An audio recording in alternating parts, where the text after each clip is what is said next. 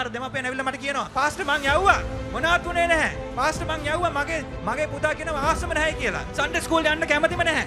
අප්පෝ youth එකට යන්න කැමතිම නැහැ. කුඩා කණ්ඩායමට යන්න බැහැයි කියලා කියනවා. ඉතින් ඒ හින්දා පාස්ටර් මං යවුවේ නැහැ. මම ඔබෙන් අහන්න කැමතියි. ඔබේ පුතා හරි දුව හෙට ඉස්කෝලේ ගියාට පස්සේ ඇවිල්ලා කිව්වොත් අම්මේ හෙට ඉස්කෝලේ ඇතිද? මං ආයෙත් යන්නේ නැහැ. මට ඕනේ නැහැ කරන්න. මොකද්ද කියන්නේ? අපි දෙමාපියන් හැටියට කියනවා ඔබට පිස්සුද? අපි සමහර වෙලාවට හිතනවා මම මගේ දරුවට ගියක් හදලා දුන්නොත් එයාගේ අනාගතය සුරක්ෂිත වෙනවා කියලා. ඔබේ දරුවට ගියක් දුන්නා කියලා අනාගතය සුරක්ෂිත වෙන්නේ නැහැ. ඔබේ දරුවට වාහනයක් දුන්නා කියලා අනාගතය සුරක්ෂිත වෙන්නේ නැහැ. ඔබ කාට හරි කතා කරලා දන්න ලොකු කෙනෙක්ට කතා කරලා හොඳ රැකියාවක් ලබා දුන්නා කියලා අනාගතය සුරක්ෂිත වෙන්නේ නැහැ. මේක හොඳට අහගන්න. හොඳ පවුලකින් කෙල්ලෙක් හරි කොල්ලෙක් විවාහයක් සෙට් කරා කියලා දරුවාගේ අනාගතය සුරක්ෂිත වෙන්නේ නැහැ. අපේ දරුවන් උන්වහන්සේව දැනගන්න ඕනේ. ස්වාමීනි ඔබ වහන්සේ අපිට දුන්න ඇද කියලා. ඔබ වහන්සේ අපිට දුන්න දර්ශනය. ඔබ වහන්සේ කෙරෙහි අපිට දුන්න පිපාසය කොහොමද ස්වාමීනි මම දැන් ඊළඟ පරම්පරාවට බාර දෙන්නේ? දෙමාපියන් හැටියට, වැඩිහිටියන් හැටියට අපි හැම වෙලේම හිතනවා ස්වාමීනි ඔබ වහන්සේ මගේ ජීවිතය කරපු දේ, ඔබ වහන්සේ කරපු හාස්කම්, මං ඇත්තක්ක දේ, ඒ ඇදහිල්ල, ඒ විශ්වාසය කොහොමද මගේ දරුවන්ට මම දැන් බාර දෙන්නේ? ඕක ගැන කතා කරන්න තමයි මම අද ආවේ.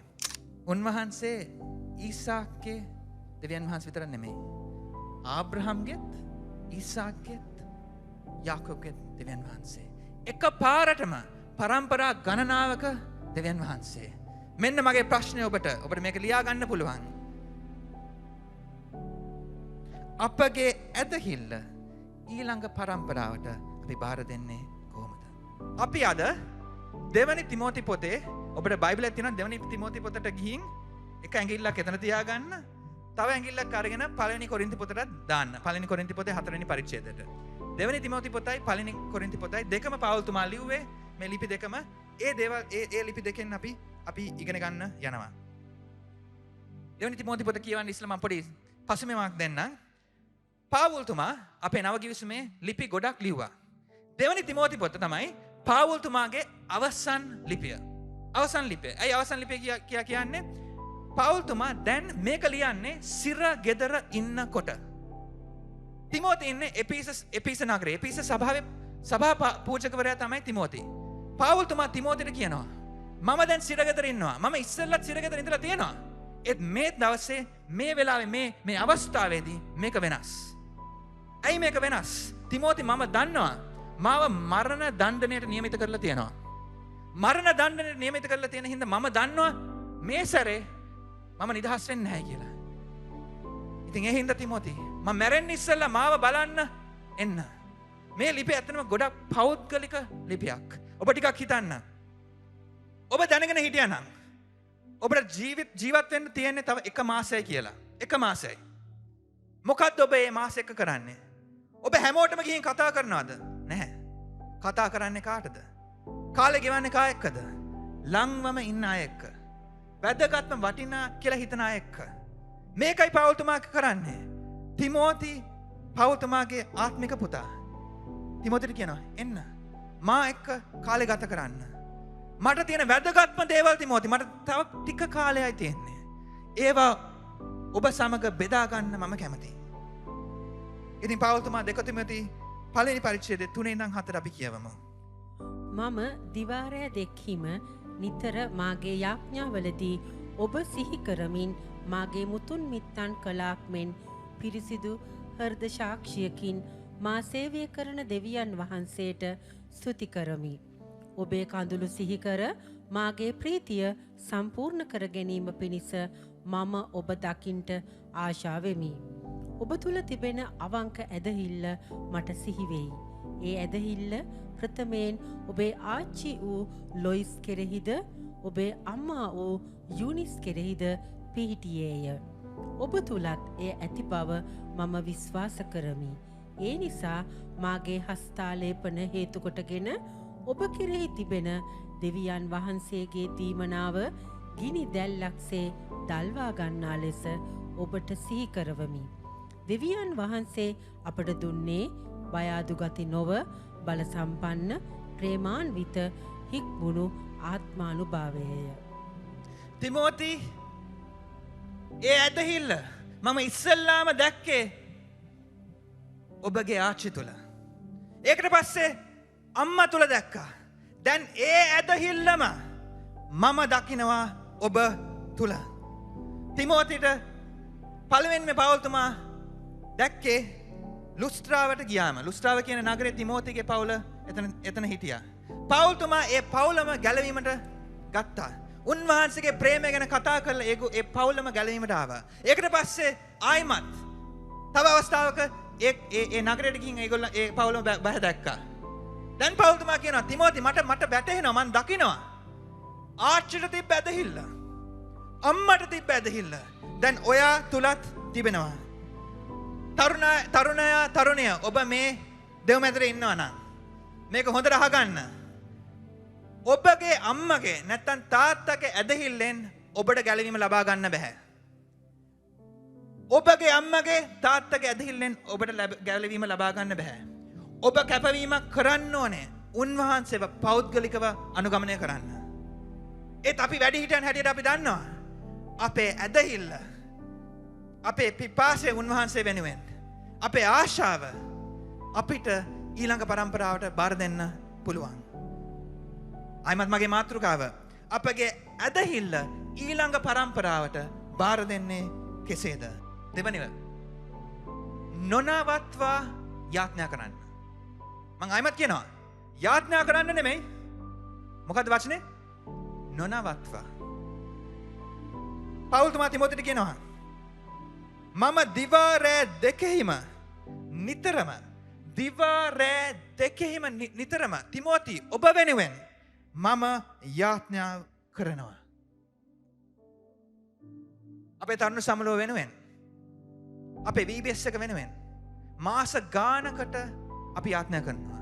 තරුණයන් අවුරුදු 16 17 ළමයි හැම රෑම එක්කව වෙලා හැම රෑම මාස ගානකට දැන්ටම යාඥා කරලා ඉවරයි. අපේ තරුණ නායකයන් මම 9 ලයිස්තු අරගෙන අපි යාඥා කරනවා. 9 18ම යාඥා කරනවා. ඇයි? අපි යාඥාවෙන් අත්වැල් බඳිනවා. මම ඔබව ධෛර්යමත් කරනවා. යූත් කොන්ෆරන්ස් එකට නිකන් එන්න එපා. ඇවිල්ලා ප්‍රේයර් රූම් එකට යන්න. ගිහින් අපි වෙනින් යාඥා කරන්න. ඒ දවස් තුනේදී ඇතුළටවත් එන්න ඕනේ නැහැ. ඇවිල්ලා යාඥා කරන්න. අත්වැල් බැඳ ගන්න. යාඥාවෙන් අත්වැල් බැඳ ගන්න. මම පාස්ටර් කෙනෙක්ගේ පුතෙක්ට මේ ළඟදී කතා කරා. ඒ පුතා කිව්වා පාස්ටර් මම අවුරුදු 7-8කට මං සභාවට ආවේ නැහැ. මං උන්වහන්සේගෙන් ඈත් වෙලා හිටියා. ඒ දැන් මම ගොඩක් ස්ථාවර වෙලා මං උන්වහන්සේ තුල ඉන්නවා. මං උන්වහන්සේට සේවය කරනවා. ඉතින් මං ඒ මල්ලිට කිව්වා මොකක්ද උනේ? හොඳ දේශනාවක් ඇහුණාද? මොන හරි සර්විස් එකට ගිහින් උන්වහන්සේ ඔයාගේ මේ හිතට මොකක් හරි කිව්වද? මොකක්ද උනේ? හාස්කමක් වුණාද? නෑ පාස්ටර්. මගේ අම්මයි තාත්තයි. මං කිව්වා මොකද්ද අම්මයි තාත්තේ මොකද්ද කිව්වේ? අවුරුදු 7-8කට පස්සේ. මොකක්වත් කිව්වේ නෑ පාස්ටර්. මොකද්ද ඔයා කියන්නේ? පාස්ටර් මම උන්වහන්සේගෙන් ඈත් වෙලා ඉන්න වෙලාවේදී මම දැක්කා හැම දවසෙම මගේ අම්මයි තාත්තයි මං වෙනුවෙන් යාඥා කරනවා. ඒක තමයි. මං ඒක දැක්කම මම හිතුවා මේ යේසුස් වහන්සේ වටිනවා. මේ යේසුස් වහන්සේ වටිනවා. නොනවත්වා යාඥා කරන්න. අපේ ඇදහිල්ල අපි කොහොමද ඊළඟ පරම්පරාවට බාර දෙන්නේ? තුන්වෙනිව ඇදහිල්ලෙන් යවන්න. උන්වහන්සේව මුණ ගැහෙන්න තිබෙන හැම අවස්ථාවකටම ඔබේ ළමයි, ඔබේ පුංචි ළමයි, ඔබේ තරුණයන් ඒ අවස්ථාවන් වලට යවන්න. ඒ ගෙදරට යවන්න, ඒ දෙව් මැදුරට යවන්න, ඒ යූත් සර්විස් එකට යවන්න, ඒ VBS එකට යවන්න, ඒ ළමා දේව මෙහෙට යවන්න. ඇයි? උන්වහන්සේව දැනගන්න, උන්වහන්සේව මුණ ගැහෙන්න අවස්ථාවක් තියෙන හින්දා. අපි සමහර වෙලාවට හිතනවා මම මගේ දරුවට ගෙයක් හදලා දුන්නොත් එයාගේ අනාගතය සුරක්ෂිත වෙනවා කියලා. ඔබේ දරුවට ගෙයක් දුන්නා කියලා අනාගතය සුරක්ෂිත වෙන්නේ නැහැ. ඔබේ දරුවට වාහනයක් දුන්නා කියලා අනාගතය සුරක්ෂිත වෙන්නේ නැහැ. ඔබ කාට හරි කතා කරලා දන්න ලොකු කෙනෙක්ට කතා කරලා හොඳ රැකියාවක් ලබා දුන්නා කියලා අනාගතය සුරක්ෂිත වෙන්නේ නැහැ. මේක හොඳට අහගන්න. හොඳ පවුලකින් කෙල්ලෙක් හරි කොල්ලෙක් එක විවාහයක් සෙට් කරා කියලා දරුවගේ අනාගතය සුරක්ෂිත වෙන්නේ නැහැ. අපේ දරුවන් උන්වහන්සේව දැනගන්න ඕනේ. අපි අපේ දරුවන්ව හොඳ ඉස්කෝලවලට යනවා. අපි මුදල් ගෙවලා ආයෝජනය කරලා අපි හිතනවා මෙන්න මේ ඉස්කෝලේට ගියොත්, මෙන්න මේ ක්ලාස් එකට ගියොත්, මේ කාමරය ඇතුළට මම දැම්මොත් ඒ ටීචර් එක්ක මගේ දරුවට අනාගතයක් තියෙන්න යනවා. ඒ ප්‍රතිපත්තියම උන්වහන්සේගේ සේවයටත් කරන්න. ඒ අනුව ජීවත් වෙන්න. මම හැදුනේ වැඩුනේ පුංචි කාලේ මේ ස්ථානයේ නෙමෙයි. මේ සභාවේ මේ ස්ථානයේ නෙමෙයි තිබ්බේ.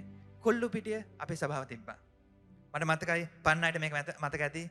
කොල්ලුපිටිය සභාවේ දෙව් මැදුර පිටිපස්සේ ප්‍රෑ රූම් එකක් තිබ්බා. යාත්‍නා කාමරයක්. සිකුරාදා රෑ හැම සතේ වගේ ප්‍රෑ මීටින් එකක් තිබ්බා. ඉතින් වරින් වර මගේ දෙමව්පියන් මාවත් ගෙනියනවා. මට අවුරුදු 4යි. ඊට පස්සේ 5යි 6යි.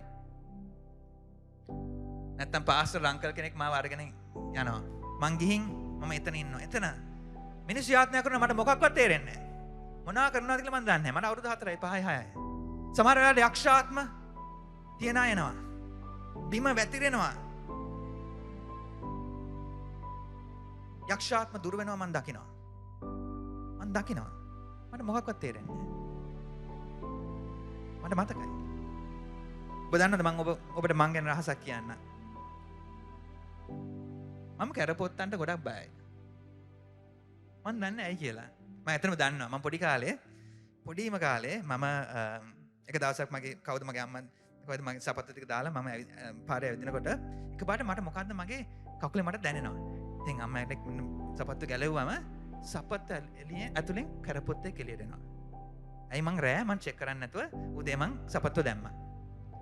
එදිනෙදා ඉඳන් මම බයයි.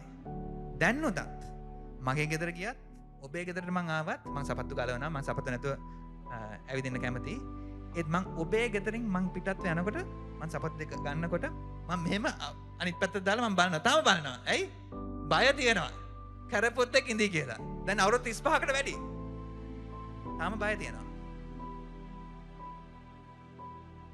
මේකයි මම ඔයාලට කියන්න හදන්නේ. මං යක්ෂාත්ම වලට බය නැහැ. ටිකක්වත් බය නැහැ. මං යක්ෂාත්ම වලට බය නැත්තේ. කරපොත්තන්ට බයයි. යක්ෂාත්ම වලට බය නැහැ. ටිකක්වත් බය නැත්තේ මම ලොකු ආත්මික කෙනෙක් හින්දා නෙමෙයි. මං පාස්ටර් කෙනෙක් හින්දා නෙමෙයි. මං අවුරුදු 4 5 ඉඳන් බය නැහැ. ඇයි? මට තේරුන්නේ නැති වුණාට මගේ දෙමව්පියන් මාව ඒ ස්ථානයට ඒ ප්‍රෑ රූම් එකට ගෙනිච්චා. මගේ ආත්මයට මොකක්ද ඇතුළට ගියා මට තේරුන්නේ නැති වුණාට මන් තුල ඉන්න ආත්මයන්න් වහන්සේ යක්ෂ ආත්මයට වඩා බලවත්. ආමෙන්. මට ඒක මගේ මනසින් තේරුන්නේ නැති වුණාට මගේ හිත ඇතුළට ගියා. ඒකයි මම ඔබට කියන්න හදන්නේ. සමහර වෙලාවට අපේ දරුවන්ට මේ සපත් පාසලේ වෙන දේවල් ළමා දේව මෙහෙ වෙන දේවල් තේරෙන්නේ නැතුවත් ඇති. ඒත් ආත්මිකව මොකක්ද ඇතුළට යනවා. මේ නිවාඩු කාලේන බයිබල් පාසලේ මං හිතන්නේ වයස සීමාව 5 ඉඳන් 12 වෙනකම්. මගේ දුව මගේ නංගි බබාට අවුරුදු 4 වුණා. ඉතින් මං දන්නේ නැහැ සමහර වෙලාවට සභාවේ සමහර නීති තදින් අපි අල්ලගෙන ඉන්නවා සමහර ඒවා ටිකක් ලූස් එකෙන් අල්ලගෙන ඉන්නවා. ඉතින් මම ළමා පාසලට ගිහින් මං ඇහුවා මගේ අයියා එනවා මගේ පුතා මගේ දුවවත් දාගන්න පුළුවන්ද? ළමා පාස්ටර් කිව්වා මට එහෙම කරන්න බෑ පාස්ටර් මොකද මේ පොඩිම ළමයි ගෙනිච්චොත් ඒක ගොඩක් අපිට අමාරුයි බලා ගන්න කියලා. ඉතින් මං ඒකට ගරු කරා මම මගේ පොඩි බබාව මං එවන්නේ නැහැ BBS එකට මගේ අයියව එවනවා. ඉතින් මං ඔබට කියන්න හදන්නේ මේකයි. ඇයි මං ගිහින් ඇහුවේ? මගේ අවුරුදු 4 දුව මට එවන්න පුළුවන්. මම දන්නවා මගේ දුවන්ට නම් එච්චර මේ දැනීමක් නැහැ. එයාට BBS එකේ ඔක්කොම තේරෙන්නේ නැහැ. ඒත් මට සිතුවිල්ලක් තිබ්බා මම මේ දෙව් මැදුර තුලට මගේ දුව වෙවුවොත් මොන හරි දෙයක් උන්වහන්සේගේ අභිමුඛත්වය හිටියොත් මොන හරි දෙයක් හිත ඇතුළට වෙයි කියලා. ආත්මිකව මොන හරි ආයෝජනය වෙයි කියලා. මං කියන දේ තේරෙනවද? ඔබේ දරුවව ඒ ස්ථානය ඇතුළට යවන්න. ඇදහිල්ලෙන් යාඥා කරලා යවන්න. අපිට අපේ දරුවන්ගේ හිත වෙනස් කරන්න බෑ. උන්වහන්සේට වෙනස් කරන්න පුළුවන්. සමහර දෙමාපියන් ඇවිල්ලා මට කියනවා පාස්ටර් මං යවුවා මොනවත් උනේ නැහැ. පාස්ටර් මං යවුවා මගේ පුතා කියනවා ආසම නැහැ කියලා. සන්ඩේ ස්කූල් යන්න කැමතිම නැහැ. අප්පෝ යූත් එකට යන්න කැමතිම නැහැ. කුඩා කණ්ඩායමට යන්න බෑයි කියලා කියනවා. ඉතින් ඒ හින්දා පාස්ටර් මං යවුවේ නැහැ. මං දන්නා මේක හොඳ දෙයක් කියලා. ඒත් මට යවන්න බෑ පාස්ටර් මං එක ෆයිට් කරනවා. මං ඔබෙන් අහන්න කැමතියි. ඔබේ පුතා හරි දුව හෙට ඉස්කෝලේ ගියාට පස්සේ ඇවිල්ලා කිව්වත් අම්මේ මට ඉස්කෝලේ ඇතිද? මං ආයෙමත් යන්නේ නැහැ. මට ඕනේ නැහැ කරන්න. මොකද්ද කියන්නේ? අපි දෙමාපියන් හැටියට කියනවා උඹට පිස්සුද? උඹ හෙට යනවා. ඇයි? ඉස්කෝලේ යන එක යහපත් දෙයක්. ඒ තරුණයාට ඒ ළමයාට ඒක වටිනවා. ළමයා ආස නැති වුණාට අපි එවනවා. ඇදහිල්ලෙන් යවන්න. ඇත්තටම ආත්මික දෙමාපියෙක් වෙන්න. පෞතුමා කියනවා තිමෝති ආච්චි තුල අම්මා තුල තිබ්බ ඇදහිල්ල ඔබ තුලත් තිබෙන බව මට පේනවා. ඔබ කෙරෙහි තිබෙන ඒ දෙවියන් වහන්සේගේ දීමනාව, ඒ තාලන්තය, ඒ හැකියාව ගිනි දැල්ලක්සේ දල්වා ගන්න තිමති. ගිනි දැල්ලක්සේ දල්වා ගන්න. තිමෝතිට මේ වෙලාව වෙනකොට විශාල වගකීමක් තිබ්බා. එපිස නගරේ තවත් නගරයක ප්‍රධාන පූජක හැටියට තිමෝති වැඩ කළා. ඒත් පවුල්තුමා දැනගෙන හිටියා. තිමෝතිට එච්චර වගකීමක් තිබ්බත්, තාලන්ත තිබ්බත්, හැකියාවන් තිබ්බත් තාම උපරිමෙන් තාලන්ත අනුව, හැකියාවන් අනුව, දීමනාව අනුව තිමෝති වැඩ කරන්නේ නැති බව. ඉතින් පවුල්තුමා තිමෝතිට කියනවා ගිනි දැල්ලක්සේ ඔබට තියෙන දීමනාව දල්ව ගන්න.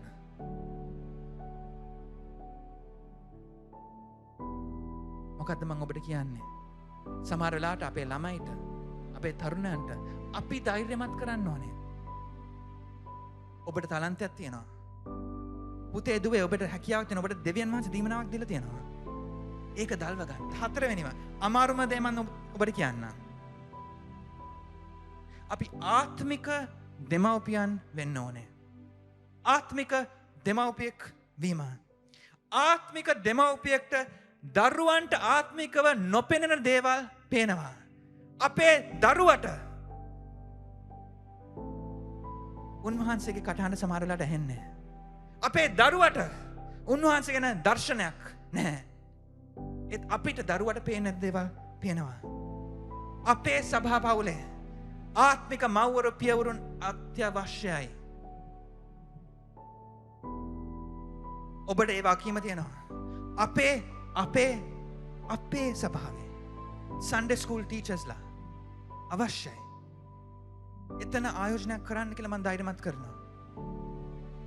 ළමා දේව මෙහෙට උදව් කරන්න, කිඩ්ස් ක්ලබ්ස් වල නායකත්වය දෙන්න ආත්මික මව්වරු පියවරු අත්‍යවශ්‍යයි. ආයෝජනයක් කරන්න. අපේ ළමයි දැන් එනවා. අපේ ළමයිටත් යාඥා කරන්න යනවා. ඒත් මන් දිහා මොහොතකට බලන්න. ඔබ දන්නවද යේසුස් වහන්සේ හැම වෙලේම මන් දිහා බලන්න, don't worry, ළමයි ඇවිල්ලා ඉඳ ගනි. ඒකට පස්සේ අපි පස්සේ යාඥා කරමු. යේසුස් වහන්සේ හැම වෙලේම ගෝලයන් ගැන කතා කරා, ශ්‍රාවකයන් ගැන කතා කරා. ගෝලයන් හදන හැටි, ගෝලත්වයට සෙනග ගේන හැටි ගැන කතා කරා. ක්‍රියාපොතෙත් ගෝලත්වය ගැන ටිකක් තියෙනවා. ඒකට පස්සේ නව කිවිස්මේ ගෝලයා කියන වචනේ, නැත්නම් ශ්‍රාවකයා කියන වචනේ ග්‍රීක භාෂාවේ නැහැ. ඔබ දන්නද ඇයි කියලා? ඇයි පවුල්තුමා ගෝලයන් ගැන ආයිමත් කතා කරන්නේ නැත්තේ? ශ්‍රාවකයන් හදන විදිය ගැන කතා කරන්නේ නැත්තේ ඇයි? පවුල්තුමා ගෝලයා කියන වචනෙට තව වචනයක් හොමාරු කරා. මොකක්ද දන්නවද ඒ වචනේ? ගෝලයා වෙනුවෙන් පවුල්තුමා පියා කියන වචනේ, නැත්නම් තාත්තා කියන වචනේ දැම්මා. මොකද පවුල්තුමාට තේරුණා ගෝලත්වයට යම් කිසි කෙනෙකු ගේනවා කියන්නේ ආත්මික තාත්තා කෙනෙක්, නැත්නම් ආත්මික අම්මා කෙනෙක් වෙන එක. ග්‍රීක රෝමානු සංස්කෘතියේ මේකයි වුණේ. පොඩි කාලේදී ළමයිව දෙමාපියන් බලාගත්තේ නැහැ. ළමයිව බලාගත්තේ ගුරුවරු. ගුරුවරු කෙනෙක්, ඒ කියන්නේ ටීචර් කෙනෙක් නැත්නම් සේවකයෙක් අරගෙන ඒ ගුරුවරයා ළමයාට ඉගැන්නුවා. ප්‍රාථමික දේවල් ඔක්කොම. ඒත් ළමයාට ටිකක් වයස ගියාම වැදගත් දේවල් ඉගෙන ගන්න අවස්ථාව ආවම මොකද්ද ගුරුවරයා කරන්නේ? ගුරුවරයා අරගෙන ළමයාව අරගෙන ඇවිල්ලා පුතෙක් නම් තාත්තා ළඟට ගෙනවා, දුවෙක් නම් අම්මා ළඟට ගෙනවා. ඇවිල්ලා කියනවා ඔන්න පුතා බලාගනින් තාත්තා වැඩ කරන විදිය. ඇවිල්ලා බලන්න තාත්තා කරන දේ අනුගමනය කරන්න. පාවුල්තුමාට දැන ගැනීමක් තිබ්බා. අපේ ළමයිව උන්වහන්සේ තුල ගෝලත්වයට ගේනවා නම්, අපේ ළමයිට ඇදහිල්ල අපි බාර දෙන්න යනවා නම් ආත්මික පියවරු මව්වරු අවශ්‍ය බව. පළවෙනි කොරින්ති 4 වෙනි පරිච්ඡේදය 14 මම කියවන්නම්. පවුල්තුමා කියනවා කොරින්ති සභාවට, මා මෙලෙස ලියන්නේ ඔබ ලජ්ජා කරන අදහසින් නොව මාගේ ප්‍රියාදර දරුවන්ට මෙන් ඔබට අවවාද කරන පිණිසය. කිතුණු ජීවිතයේ ඔබට දස දහසක් ගුරුවරුන් සිටියත් පියවරු තාත්තලා අම්මලා වැඩි දෙනෙක් නැත. මන්ද සුභාස්න දේශනා කිරීමෙන් ක්‍රිස්තුස් යේසුස් වහන්සේ තුළ ඔබගේ පියා වූයේ මමය. 10 වෙනි පදය. එහෙයින් මාගේ ආදර්ශය අනුගමනය කරන මෙන් උදක්ම ඉල්ලමි. එබැවින් මේ සඳහා සමිදානම් වහන්සේ තුළ මට ප්‍රියාදර විශ්වාසවන්ත පුත්‍රයෙකු වන තිමෝති ඔබ වෙත එවමි. තිමෝති පවුල්තුමාගේ ආත්මික පුතා. ඔබ වැඩිහිටියෙක් හැටියට අම්ම කෙනෙක් හැටියට තාත්තා කෙනෙක් හැටියට සමහර අම්මලා තාත්තලා මට කතා කරනවා. ගොඩක් අය මට කතා කරනවා කියනවා පාස්ටර් මගේ පුතාව දන්නේ නැහැ. මගේ පුතා කීකරු වෙන්නේ නැහැ මට. දැන් ගෙදරත් දාලා යනවා. දැන් අවුරුදු 20 21යි මම අපිට කතා කරන්නේවත් නැහැ. සභාවට එන්නේවත් නැහැ. උන්වහන්සේගේ නෑත් වෙලා ඉන්නවා. මේ වගේ තියරිස් සභාව ඇතුළේ කමන්නේ නැහැ. මගේ පුතා ඔහොම නෙමෙයි. මගේ දුව ඔහොම නෙමෙයි. පුතා හරි දුව කොහම වුණත් ඔබට වගකීමක් තියෙනවා. ඔවුන් වෙනුවෙන් යාඥා කරන්න, ඔවුන්ට ආත්මික දෙමාපියන් වෙන්න. ආමෙන්. ආමෙන්. මොකද සමහර වෙලාවට උන්වහන්සේගේ කැඳවීමක් අපේ දරුවන් වෙනුවෙන් තියෙනවා. ඒත් අපේ දරුවන්ගේ චරිතය ඒ කැඳවීම මට්ටමට එන්නේ නැහැ. අපේ චරිතය මෙතන, අපේ දරුවන්ගේ චරිතය, අපේ කැඳවීම මෙතන. මම ඒක කියන්නේ මිනිස්ටර් හැටියට නෙමෙයි. මම ඒක කියන්නේ මගේ ජීවිතයෙන්. මම මේ සභාවේ හැදුනා වැඩුණා. මට චරිතයක් තිබ්බේ නැහැ, හොඳ චරිතයක්. මම වෙස්මුහුණක් දාගෙන සභාවේ වැඩ කරන්න මම දැනගෙන හිටියා. මම එක දවසක් මම යූත් කැම්ප් එකකට ගියා. මං එච්චර නපුරු විදියට මම හැසිරුණා. යූත් ලීඩර්ස් යූත් පාසස් මාව ගෙදර එවන්න බැලුවා. කවුද කිතුණු කැම්ප් එකකට ගිහින් එලවන්නේ කාවද? මං වගේ අය. මායි තව අයියා කෙනෙක්. අපි දෙන්න විතරක්. ඔක්කොම යූත් ලීඩර්ස්ලා යූත් පාසස් ඇවිල්ලා කාමරේට ඇවිල්ලා කිව්වා උඹලා දෙන්නම අපි ගෙදර යවනවා.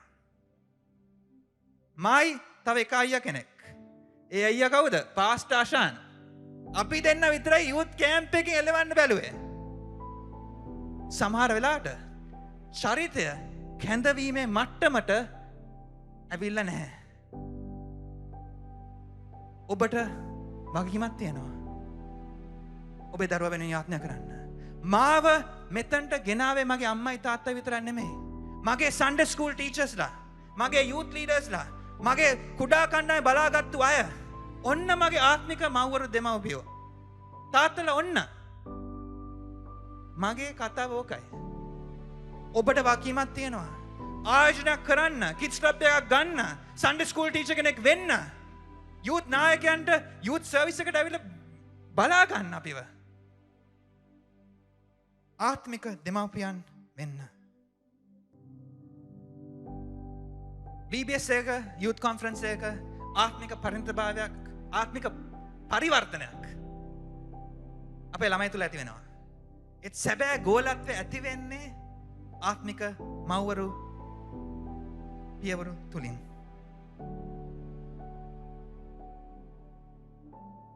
ආබ්‍රහම්ගේ, ඊසාක්ගේ, යාකෝබ්ගේ දෙවියන් වහන්සේ අපිට එකිනෙකාව අවශ්‍යයි.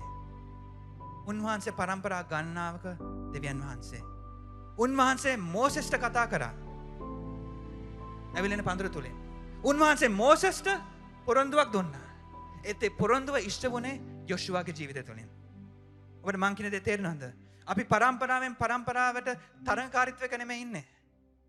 අපි එකිනෙකාව ධෛර්යමත් කරනවා. උන්වහන්සේ තුල හැම දෙයක්ම ලබා ගන්න. ප්‍රඥාව එන්නේ වැඩිමහල්ලන්ගෙන්. මම මෙතනින් නවත්තන්න. සමහර ඇවිල්ලා මට කියනවා අපෝ පාස්ටර් අපේ යූත්ලා නම් ගන්න දෙයක් නැහැ. වැරදි තීරණ හැම වෙලේම ගන්නවා. මෝඩයි. මෝඩ තීරණ ගන්නවා. ඒක ඇත්ත වෙන්න පුළුවන්. ඒත් ඔබේ ප්‍රඥාව ඔවුන් සමග බෙදා ගන්න ඔබ ලැහැසි නැත්තම් මෝඩයා කියලා කතා කරලා වැඩක් නැහැ. අපිව එක සභා පවුලකට දැම්මේ අපේ ප්‍රඥාවෙන් ඔවුන්ට ප්‍රයෝජනක් ලබා ගන්න. අද අපි අපේ තරුණයන්ට, අපේ ළමයින්ට අපි අත තියලා අපි යාඥා කරන්න යනවා.